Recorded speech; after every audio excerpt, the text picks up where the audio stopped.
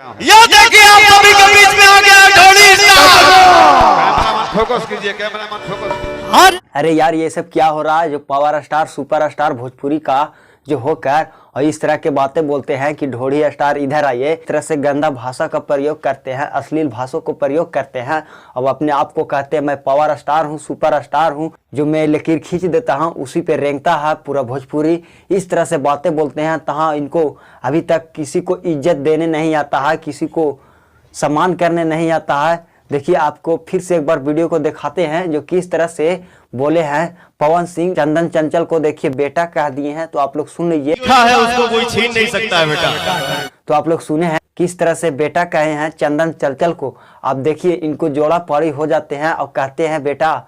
इस तरह से बातें बोलते हैं, दूसरों को इज्जत नहीं देने आता है इसको। तो ये क्या गाना गाएगा, क्या अधिक बोलेगा। इनको कहा जाता है सरस्वती पुत्र।